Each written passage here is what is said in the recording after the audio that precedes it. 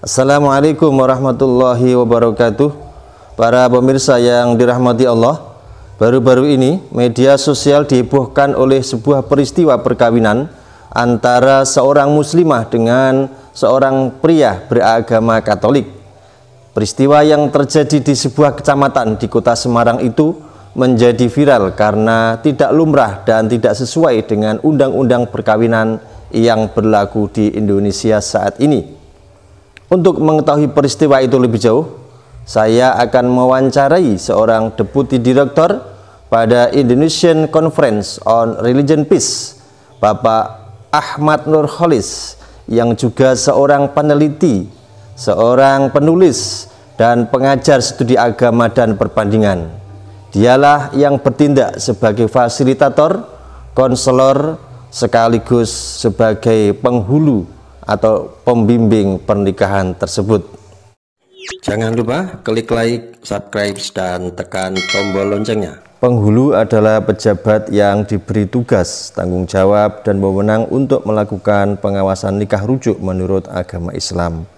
Namun, sebagaimana yang terjadi pada peristiwa perkawinan antara seorang muslimah dengan seorang pria Katolik baru-baru ini, Pak Ahmad Nurholis memposisikan diri sebagai penghulunya atau pembimbing perkawinannya. Bagaimana ini bisa terjadi, Pak? Lagi pula kan memang di dalam undang-undang itu tidak mengakomodir, Pak, ya, tidak mengakomodir seorang muslimah nikah dengan laki-laki Nasrani, atau katakanlah tidak mengakomodir perkawinan beda agama. Kalau itu dilakukan oleh Pak Nurholis, apakah itu tidak merupakan sebuah pelanggaran, Pak, ya? Sebetulnya undang-undang perkawinan itu abu-abu, tidak jelas itu apakah membolehkan atau melarang. Karena itu kan kemudian memunculkan dua penafsiran. Pertama di pasal 2 ayat 1 itu kan, bahwa pernikahan itu sah kalau dilaksanakan sesuai dengan hukum agamanya masing-masing, kan gitu. Nah, itu ada yang memaknai berarti menikah harus agama, tapi ada juga yang memaknai ya kalau berbeda agama ya tinggal menikah melalui dua tata cara. Berarti nikah di gereja juga nikah menurut Islam juga, Pak, ya? Iya, tentunya. Berarti posisinya Pak Nurholis sebagai fasilitator, sebagai wakil wali, atau gimana itu, Pak? Ya, sebagai fasilitator, konselor, lalu kemudian kalau hari H itu ya menjadi ini pembimbing pernikahan. Kalau orang bilang tuh penghulu gitu. Nah, kok bisa jadi penghulu? Penghulu ya, kan KUA, ya, Pak. Pembimbing nikah lah. Kalau saya lebih senang mengatakan pembimbing pernikahan gitu. Jadi khusus bagi mereka yang mengalami kesulitan, itulah kita untuk tetap bisa menikah. Memang yang minta yang bersangkutan gitu ya, Pak Nurholis, ya? Iya, berarti, betul. Oh gitu ya? Iya. Lah, Pak Nurholis di Jakarta kok bisa sampai ke Semarang, Pak? Nah, kita ini nggak hanya di Semarang, Mas. Kalau ke timur tuh ya sampai Merauke. Ya kalau kita bicara pernikahan nggak hanya mengacu pada undang-undang perkawinan ya, tapi juga ada jurisprudensi lain lah. Misalnya ada penetapan MA nomor 1400 tahun 89, itu kan menandaskan bahwa perbedaan agama itu tidak menghalangi dua orang berbeda untuk menikah gitu. Lalu juga ada undang-undang administrasi pendudukan. Jadi bagi mereka yang sudah ada pengesahan secara agama, maka berikutnya ya tugas negara untuk mencatatnya gitu. Apakah ada upaya hukum misalnya dengan mengajukan judicial review misalnya, Pak? Ini mengajukan judicial review ya, yang tahun 2014 itu kan, itu ditolak lah, ditolak tuh. Iya, ya memang menurut MK itu pernikahan itu tidak berdiri sendiri terkait dengan regulasi, tetapi juga pandangan agama. Karena itu ya mereka menyerahkan ke masing-masing agama. Sepanjang ada lembaga agama yang mau bantu menikahkan, ya berikutnya tugas negara tinggal mencatatnya gitu. Tapi memang terkait dengan undang-undang perkawinan itu memang perlu ada amandemen gitu. Ya kalau kita mengacu lagi pada Undang-Undang Nomor 39 Tahun 99 tentang hak asasi manusia, di sana itu kan diatur soal hak untuk menikah, lalu juga hak beragama berkeyakinan kan di pasal 10 sama 12. Nah harusnya itu kita udah harus punya regulasi yang lebih jelas terkait dengan pembolehan pernikahan beda agama gitu.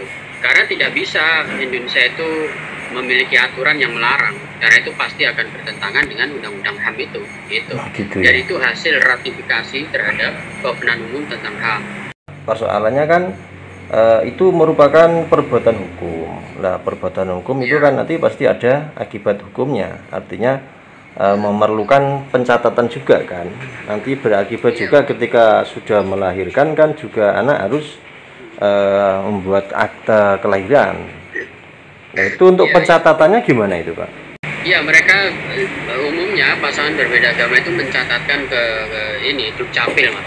Gitu. Jadi yang dicatatkan itu dari pernikahan yang secara non-Islam. Itu biasanya Dukcapil menerima? Ya kemarin di Semarang itu diterima, udah dilakukan pencatatannya. Oh gitu ya? Memang tidak semua, Mas. Nah itulah impact dari undang-undang perkawinan yang nggak jelas itu. Gitu. Jadi memang nggak semua kantor catatan sipil mau.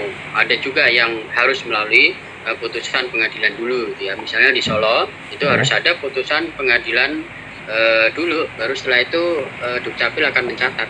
Nah, maksud saya seperti itu. Artinya begini, Pak, kalau di Undang-Undang Nomor 174 kemudian dilakukan tindakan hukum itu, berarti kan itu kasus hukum.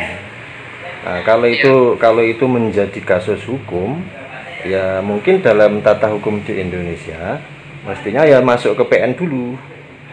Itu sama seperti ketika orang nikah siri kan karena tidak diakomodir oleh undang-undang, tidak diatur, otomatis kan nanti setelah menikah lama kan tidak serta-merta terus ke KUA untuk mencatatkan, karena di KUA kan harus mendaftar, memeriksa kan gitu. Nah, dia kan ke PA. Nah, kalau ini peristiwanya tidak hanya umat Islam dan Nasrani atau Islam dengan agama apapun yang ada di Indonesia, berarti ya harus ke PN kan, Pak?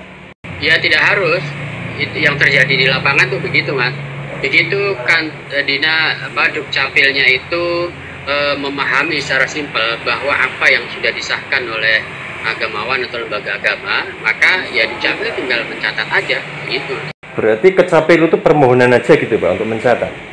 Iya, pengajuan pencatatan. Jadi misalnya pasangan kemarin itu kan ada surat nikah gereja kan, nah itulah yang dibawa ke Dukcapil, lalu kemudian dicatat, diregister, kemudian memberikan akte kutipan akte nikah itu.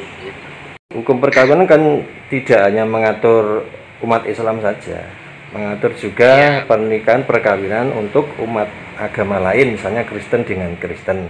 Nah, kalau terjadi Kristen dengan Kristen memang seperti yang terjadi kemarin kan di gereja, lalu dicatatkan di Capil.